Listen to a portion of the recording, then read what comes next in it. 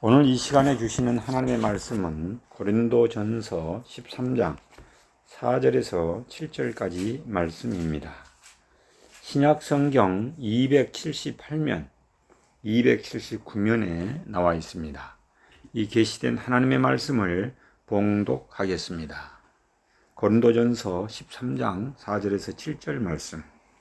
사랑은 오래 참고, 사랑은 온유하며 시기하지 아니하며, 사랑은 자랑하지 아니하며 교만하지 아니하며 무례히 행하지 아니하며 자기의 유익을 구하지 아니하며 성내지 아니하며 악한 것을 생각하지 아니하며 불의를 기뻐하지 아니하며 진리와 함께 기뻐하고 모든 것을 참으며 모든 것을 믿으며 모든 것을 바라며 모든 것을 견디느니라. 아멘. 서로 이렇게 한번 서로 인사하면서 고백하겠습니다. 성숙한 사랑을 함으로 행복하게 삽시다. 성숙한 사랑으로 행복하게 삽시다. 사랑합니다. 축복합니다. 사랑합니다. 축복합니다. 여러분 반갑습니다. 하나님께서 역사하셔서 지난주 금요일 날 우리 주치의 선생님으로부터 이렇게 퇴원을 해도 된다 이런 이야기를 듣고 이렇게 퇴원을 하게 되어서 오늘 이렇게 함께 모여서 예배드리게 됨을 진심으로 감사를 드리고 하나님께 영광의 박수를 올립니다. 감사합니다. 오늘 저는 성숙한 사랑 2라는 제목으로 하나님의 말씀을 전하고자 합니다. 지난주에 이어서 고린도전서 13장 4절에서 7절 말씀 중에서 시기하지 아니하며 사랑은 자랑하지 아니하며 교만하지 아니하며라고 말씀하시는 그 하나님의 뜻을 현미경을 가지고 깊이 한번 음미하며 살펴보도록 하겠습니다. 오늘 말하는 이 사랑의 특징은 과연 무엇입니까? 그것은 시기하지 않는 것입니다. 우리는 이미 이 시기라는 것은 나쁜 것이라고 생각하고 있습니다. 하지만 놀랍게도 성경에는 아주 좋은 시기가 나오고 있습니다. 여기에서 시기라고 번역된 헬라어는 젤로인데 이 말은 본디 아주 열정적이다, 열심이다라는 뜻을 가지고 있습니다. 그런데 열심인 것과 시기는 과연 어떠한 연관이 있는 것일까요? 이 시기나 질투는 무언가에 열심을 품고 집착할 때 일어나는 현상입니다. 내가 어떤 사람을 진정으로 사랑하는 것인지 아닌지를 딱 한 가지만 시험해 보면 우리는 금방 알 수 있습니다. 질투가 나는가, 나지 않는가 하는 것입니다. 어떤 사람이 애인을 앞에 두고 다른 남자를 잘해주는 경우가 있습니다. 일부러 그러는 것입니다. 왜 그러냐? 질투나게 하려고 말입니다. 그런데 아무리 그래도 질투가 나지 않는다면은 애인을 사랑하지 않는 것입니다. 이 젤로라는 낱말은 본래 부부 사이에서 하는 질투를 뜻하고 있습니다. 하나님께서 사랑하는 여러분, 내가 진정 내 아내를, 내 남편을 사랑한다면 질투가 나고 시기가 나는 것이 당연한 이치입니다. 내 아내한테 다른 사람이 나보다 더 잘해준다든지 내 남편이 다른 여자에게 지나친 관심을 보인다든지 할 때 어떤 느낌이 듭니까? 그런데도 불구하고 아무런 느낌도 없고 덤덤하거나 질투나 시기가 전혀 미동도 일어나지 않는다면 이미 사랑이 식은 것입니다. 우리가 질투하는 것은 그 사람의 사랑을 독점하고 싶기 때문입니다. 내가 그 사람을 정말 뜨겁게 사랑하고 열심으로 사랑하기 때문에 그 사람도 나만을 사랑하기를 원해서 질투를 느끼는 것입니다. 그래서 이 열심과 시기 혹은 이 질투가 같은 어원에서 나온 것입니다. 이 낱말은 구약 성경에서 하나님이 우리를 질투하신다 할 때도 사용하고 있습니다. 출애굽기 13장 14절에 등등 나옵니다. 여러분, 하나님은 구약 성경에 보니까 질투하는 하나님이라고 말합니다. 여러분, 구약에 여러 번 이 말이 나옵니다. 그런데 하나님은 왜 이 하나님이 되어가지고 질투를 하는 것일까요? 참 신이신 하나님께서 질투하신다는 말입니까? 그것은 하나님이 우리를 너무나도 뜨겁게 열심으로 사랑하기 때문입니다. 우리를 진정으로 뜨겁게 사랑하기 때문에 하나님은 우리가 하나님만을 사랑하기를 원하시는 것입니다. 그런데 만일 우리가 하나님 아닌 다른 존재를 사랑한다면 그것이 바로 우상 숭배가 되기 때문에 하나님께서 질투하시는 것입니다. 그래서 구약 성경에서 이 낱말은 주로 우상 숭배를 금지할 때 사용되었습니다. 우리가 우상을 섬긴다는 것은 어떤 말입니까? 하나님보다도 다른 신을 더 사랑하는 것이기 때문에 질투하시는 하나님이 가장 싫어하시는 것입니다. 이것은 좋은 시기, 좋은 질투라고 말할 수 있습니다. 그런데 오늘 본문 고린도전서 13장에 나오는 시기는 어떤 시기입니까? 여기에서 나오는 시기는 나쁜 시기입니다. 즉 우리가 일반적으로 말하는 시기와 질투를 말하고 있습니다. 이는 다른 사람이 성공하거나 잘 되는 것을 보고 마음이 상하는 것을 뜻하고 있습니다. 남이 잘 살거나 출세하거나 행복한 것을 보게 되면 속이 불편해지는 것을 말합니다. 그래서 남이 잘 되는 것이 싫고 나보다도 남이 못돼야지만이 마음이 편해지는 것입니다.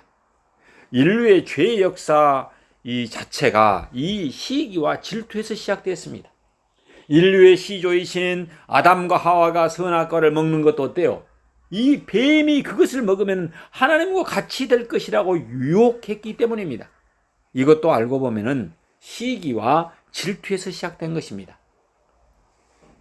내가 못 가진 것을 만족하지 못하기에 남의 것을 탐냈기 때문입니다. 최초의 살인자인 아담의 아들 가인도 하나님이 동생 아벨의 제물만을 받아주자 시기에서 어떻습니까? 이 가인이 동생 아벨을 죽였습니다. 여러분 꿈쟁이 요셉을 팔아넘긴 형들도 무엇 때문입니까? 결국은 아버지가 이 요셉을 사랑하는 것을 보고 질투했기 때문입니다. 그만큼 시기와 질투는 인간이 죄를 저지르는 가장 흔한 이유가 됩니다. 우리의 속담에 사촌이 땅을 사면 배가 아프다는 말이 있습니다. 여러분 의학자들이 연구해 보니까 이럴 때 정말로 배가 아프다고 합니다. 사촌이란 뭘 말하는 것입니까? 친척이나 친구처럼 아주 가까운 사람을 뜻합니다. 그런데 가까운 사람이 잘 되면은 이 시기와 질투로 스트레스를 받아서 소화계의 질환을 일으켜서 놀랍게도 실제로 배가 아파온다는 것입니다. 여러분 이것이 바로 우리의 현실입니다. 하나님께서 사랑하는 여러분, 고린도 교회 성도님들은 가까운 사람이 잘 될 때 어떠했습니까? 축복하고 인정해주고 사랑한 것이 아니라 시기하고 질투했습니다. 시기나 질투의 특징이 무엇입니까? 끊임없이 나와 남을 비교하며 내가 조금이라도 잘난 것이 있으면 지나치게 내세우고 의시되면서 남이 조금이라도 나은 것이 있으면 어때요? 애써 부인하고 인정해주지 않으려고 하는 것입니다.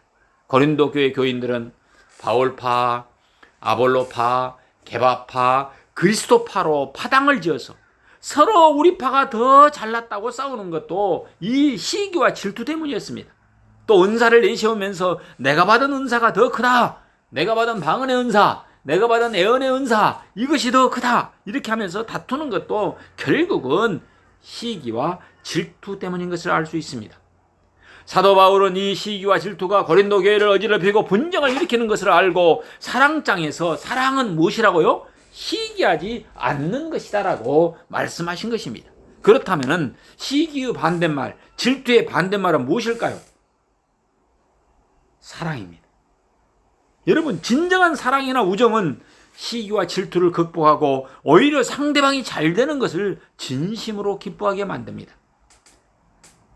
사울 왕의 아들 요나단은 친구 다윗이 자신의 경쟁자로서 왕의 자리를 위협할 수도 있음에도 불구하고 오히려 그 친구 다윗이 인기를 얻고 잘 되는 것을 기뻐했다라고 성경은 말하고 있습니다. 그리고 진심으로 잘 되기를 축복해 주었습니다. 어떻게 그럴 수 있습니까? 성경은 그 이유를 이렇게 말하고 있습니다. 사무엘상 20장 17절 말씀, 다윗에 대한 요나단의 사랑이 그를 다시 맹세하게 하였으니 이는 자기의 생명을 사랑함같이 그를 사랑함이었더라. 그렇습니다. 진정으로 사랑하면은 그 사람을 인정하게 됩니다. 그 사람의 행복을 나의 행복으로 여깁니다.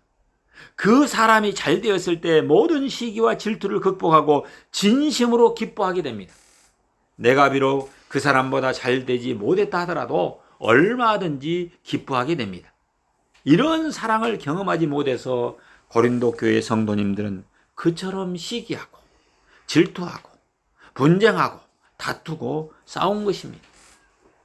우리는 성도님들 사이에 형제요 자매라고 부릅니다. 그러나 정말로 그렇게 생각한다면 우리는 진정으로 서로 축복해 주어야 합니다. 새가족이나 이 세상 사람들이 이런 이야기를 하는 것을 제가 들을 수 있었습니다. 교회를 다니는 사람들은 서로 피 한 방울 안 나눈 그런 남인데도 불구하고 정말 다른 사람의 슬픔을 내 슬픔처럼 여기고 또 위로하며 삽니다. 다른 사람의 행복을 내 행복처럼 여기며 축복해 줍니다. 그 모습이 정말 좋습니다라고 이렇게 말하는 것을 들을 수 있었습니다. 그렇습니다. 일반적으로 찾아보기 힘든 모습입니다. 그러니 우리가 진짜 성도요, 진짜 형제 자매라면은 질투와 시기를 극복하고 가까운 사람이 잘 되는 것을 기뻐해야만 하는 것입니다. 예수님을 믿고 정말 성숙한 사랑을 할 줄 아는 사람이라면은 우리의 죄성, 우리의 본성 속에 들어있는 이 시기와 질투를 극복하고 진정으로 서로 인정하며 함께 기뻐하고 축복하는 사람이 되시기를 주님의 이름으로 축원합니다. 아멘. 그러면 우리 모두가 하나님께 칭찬받는 사람이 되어서 세상과 구별되는 하나님의 사람들이라고 소문이 날 줄로 믿습니다. 아멘. 두 번째로 성숙한 사랑의 네 번째 특성은 자랑하지 않는 것입니다. 여러분, 이제 성숙한 사랑의 그 다음의 특성을 한번 세부적으로 살펴봅니다. 자랑하지 않는 것이라고 했습니다. 여러분, 자랑과 사랑은 정반대의 뜻입니다. 앞서 설명했던 시기와 이 자랑을 연관지어서 한번 생각해 봅시다. 시기는 초점이 남에게 있지만은 자랑은 그 초점이 누구에게 있어요? 그렇죠. 나 자신에게 있습니다. 시기나 질투는 남의 장점이나 업적을 최대한 줄이려는 태도를 말합니다. 그렇죠? 그럼 남이 아무리 잘했어도 인정하지 않으려 합니다. 그런데 자랑은 어떻어요? 나의 장점이나 업적을 최대로 부풀리는 것입니다. 그래서 쉽게 말하면 남은 어떻게든 깎아내리고 그 다음에 부정하는 것이 시기라고 하면은 나는 어떻게든 지켜 세우고 내세우는 것이 자랑이라는 것입니다. 그런데 이 마음은 많은 사람들에게 있습니다. 이 모든 것은 다 우리의 죄성 때문입니다. 죄 때문에 자랑하는 마음이 우리의 본성 속에 들어간 것입니다. 고린도 교회 성도님들은 어떠했습니까? 자랑이 너무나도 지나쳐가지고 자기가 속한 파가 최고라고 여겼습니다. 내 개바파, 베드로를 중심으로 뭉친 개바파가 최고다. 바울을 중심으로 뭉친 바울파가 최고다. 아볼로파가 최고다. 서로 우리는 오직 예수 그리스도파가 최고다. 이렇게 해가지고 파당을 지어서 여러분 자랑이 너무 지나쳤습니다. 자기가 받은 은사가 가장 높은 것이라고 여기다 보니까 분쟁이 생기게 되고 다툼이 생기고 말았습니다. 그래서 사도 바울은 자랑하지 말아야지만이 성숙한 사랑이요 진정한 사랑이라고 가르쳤던 것입니다. 사도 바울은 어떤 사람이었습니까? 자랑하려고 들려면은 바울처럼 자랑할 것이 많은 사람도 드물 것입니다. 빌립보서 3장 5, 6절 말씀에 보면은 바울은 이렇게 자기를 소개하고 있습니다. 나는 8일 만에 할례를 받았고 이스라엘 족속이요 베냐민 지파요 히브리인 중에 히브리인이요 율법으로는 바리새인이요 열심으로는 교회를 박해하고 율법의 의로는 흠이 없는 자로다라고 그는 말하고 있습니다. 어디 이뿐입니까? 당대의 최고의 율법학자 가말리엘의 문화에서 공부했던 사람입니다. 모든 철학과 학문에 정통하였고 로마 시민권을 가진 사람이었습니다. 여러분, 요즘 말로 말하면 거의 완벽한 스펙을 가지고 있었던 것입니다. 이 정도면 어디다가 내놔도 손색이 없는 최고 수준의 이력서라고 말할 수 있습니다. 그런데도 불구하고 바울은 이런 화려한 이력서를 우리에게 보여준 뒤에 전혀 자랑하지 않고 빌립보서 3장 7, 8절 말씀에서 아주 엉뚱한 소리를 하고 있습니다. 제가 한번 읽어드리겠습니다. 그러나 무엇이든지 내게 유익하던 것을 내가 그리스도를 위하여 다 해로 여길 뿐더러 또한 모든 것을 해로 여기면 내 주 그리스도 예수를 아는 지식이 가장 고상하기 때문이다. 내 주 예수 그리스도를 아는 이 지식이 가장 고상하기 때문에 자기의 모든 학벌, 모든 실력, 모든 것들을 다 배설물로 여겨버렸던 것입니다. 그렇습니다. 이 모든 세상적인 자랑과 화려한 이력을 다 배설물로 여겼다는 것입니다. 그 까닭을 사도 바울은 갈라디아서 6장 14절에서 이렇게 말하고 있습니다. 그러나 내게는 우리 주 예수 그리스도의 십자가 외에 결코 자랑할 것이 없다라고 말하고 있습니다. 그렇습니다. 사도 바울은 세상적인 조건이나 화려한 이력이 아닌 오직 예수님, 그리고 그분께서 칼보리에 달렸던 그 십자가밖에 자랑할 것이 없음을 깨달았던 것입니다. 이 깨달음을 가지고 고린도 교회 성도님들을 교훈하고 있는 것입니다. 세상에서 우리가 자랑할 것은 오직 주님 한 분뿐이라고 말입니다. 우리는 내 자신이 아니라 오직 예수님만을 자랑해야 함을 깨닫게 됩니다. 그래야 주님께서 나를 책임져 주시고 나를 인도해 주시기 때문입니다. 아멘. 자기 자랑은 결국 내 힘으로 무엇인가를 해보겠다는 뜻입니다. 내가 내 인생을 책임지겠다는 뜻입니다. 여러분, 저는 개척교회 목회하면서 이렇게 코로나를 맞이해가지고 국가기술 자격증 7개를 취득했습니다. 그래서 건축직업학교 교장 선생님이 함께 토요일, 일요일은 주일 이렇게 철저히 섬기시고 함께 건축직업학교 훈련교사로 일해달라고, 다른 데 마음먹지 말라고 그때 나에게 부탁했습니다. 그러나 인생은 내 뜻대로 되지 않았습니다. 하나님께서 건축직업학교의 문을 닫아버리게 만들었습니다. 내 인생을 내가 책임지고 내 힘으로 무엇인가를 한번 해보려고 열심히 뛰었지만은 공불념이 되어버렸습니다. 헛수고가 되어버렸습니다. 우리는 오직 주님만을 자랑하고 그분만을 의지해야만 깨닫게 되었습니다. 그래야 주님이 나를 책임져 주시고 이끌어 주신다는 것을 깨닫게 되었습니다. 이것이 정말 성공하고 잘 되는 유일한 방법입니다. 사도 바울은 이것을 절실하게 깨달은 사람이기 때문에 이런 고백을 한 것입니다. 나아가 자랑의 반대말은 사랑이라는 것을 우리가 기억합시다. 나를 자랑하고 내세우는 것이 아니라 남을 인정하고 앞세워주는 것이 무엇입니까? 사랑이기 때문입니다. 즉 사랑의 대상을 나 자신에게서부터 남에게로 옮겨갈 때 그 사랑은 진정 빛을 발한다는 것입니다. 하나님께서 사랑하는 여러분, 사랑의 대상을 나에게서 주님에게로 옮기시기 바랍니다. 나의 이 자랑의 대상을 나에게서 주님에게로 옮기도록 합시다. 나아가서 나에게서 남에게로 옮기시길 바랍니다. 그래서 남을 인정해주고 남을 내 어깨 위에 세워서 성도님들을 어깨 위에 세워서 자랑스럽게 여기고 대견스럽게 여기는 법을 배우도록 합시다. 그렇게 할 때 진짜 복을 받는 사람은 누구입니까? 그렇습니다. 하나님께서는 나를 축복해 줍니다. 남을 내세울 때 나도 서게 되고 남을 앞세울 때 나도 높아지게 되는 것입니다. 이 진리를 깨닫지 못한 사람은 평생 자기에게 머물러서 자기 자랑에서 벗어나지 못할 것입니다. 이것을 깨닫고 실천하는 사람만이 하나님께 칭찬받는 사랑의 사람, 존귀한 사람으로 쓰임받게 될 줄로 믿습니다. 여러분, 성숙한 사랑의 5번째 특성은 무엇입니까? 여러분, 교만하지 않는 것이라고 말하고 있습니다. 오늘 살펴본 3가지 요소, 시기와 자랑과 교만은 다 비슷한 말입니다. 모두가 다 자기 중심적인 사람의 공통적인 특징입니다. 이 교만이라는 말은 참 재미있습니다. 헬라어로 푸시오인데 풀무라는 말에서 유래했습니다. 여러분, 풀무가 무엇이에요? 풀무.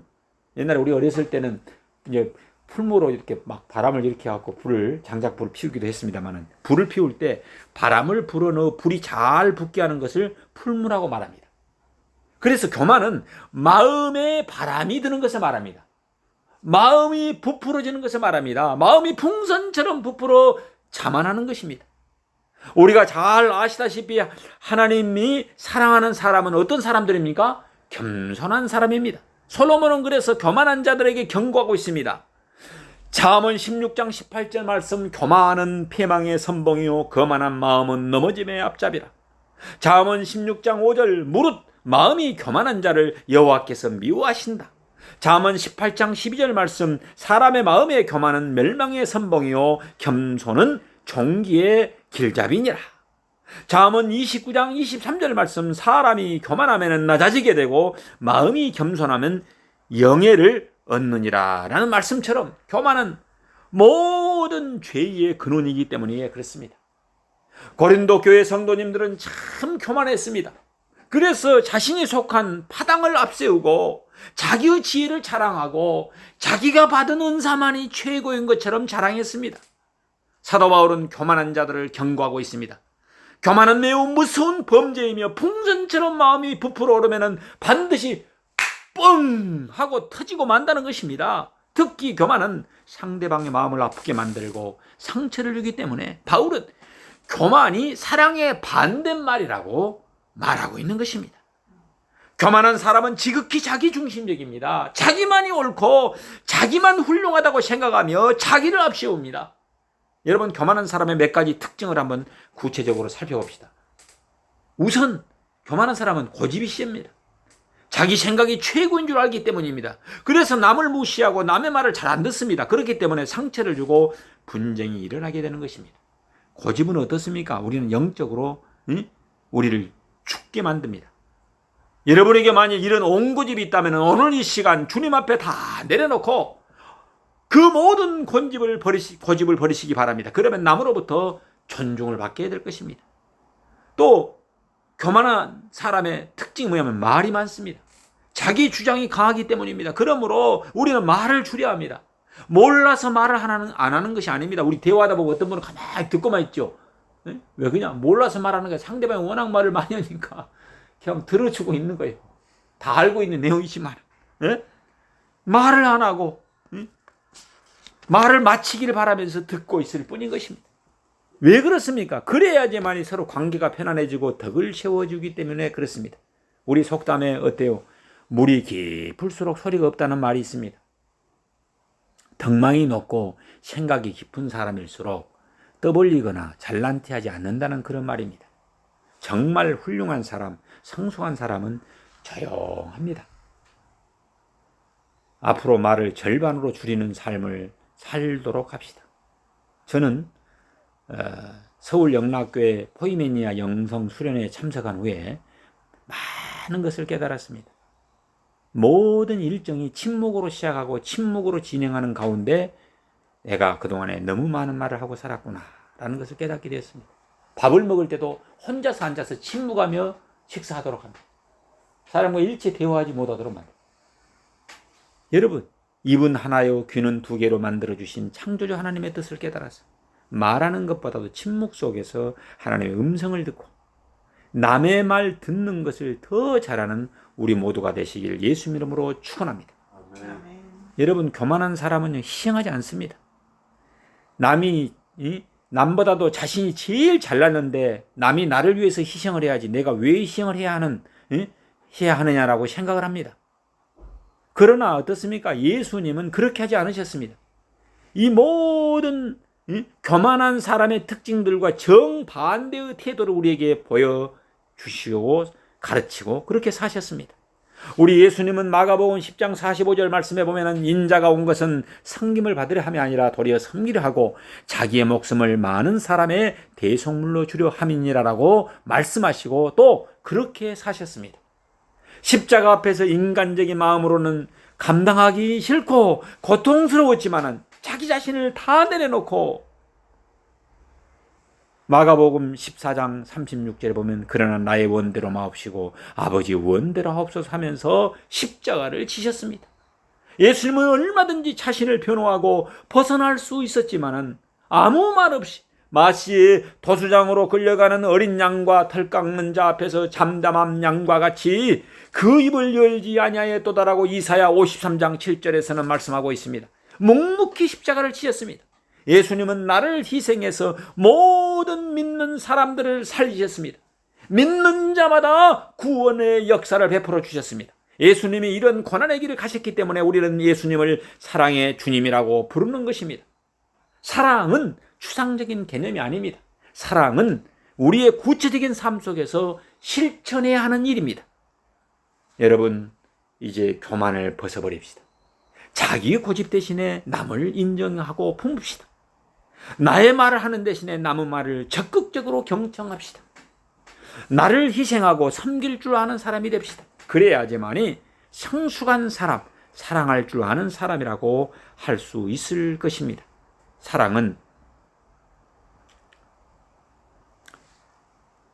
내 뜻을, 내 것을 내려놓을 때 쉬운 것입니다. 아주 작은 섬김과 작은 습관부터 바꾸어 나가면은 이 사랑이 요원기와의 불길처럼 타오를 것입니다. 우리 모두 이 사랑을 배우도록 합시다. 우리가 이 사랑을 할 줄 안다면 반드시 우리의 가정과 우리의 교회와 우리의 사회는 변할 것입니다. 왜 그렇습니까? 사랑은 모든 것을 할 수 있고 모든 것을 변화시킬 수 있는 위대한 능력이기 때문입니다. 하나님께서 사랑하는 여러분, 우리가 겸손하고 사랑할수록 주님이 기뻐하십니다. 우리가 남을 인정할수록, 이해하고 품을수록, 낮아질수록 우리는 예수님을 닮아가게 되는 것입니다. 사랑의 예수님이 바로 그런 분이기 때문입니다. 예수님을 붕어빵처럼 꼭 닮아가는 저와 여러분 모두가 되시길 예수 이름으로 축원합니다. 기도하겠습니다. 사랑의 주님, 존귀와 찬송과 감사를 올려드립니다. 성숙한 사랑의 사람이 되게 하여 주옵소서. 그동안 시기하며 살아왔습니다. 그동안 고린도 교인들처럼 자기 자신을 자랑하며 살아왔습니다.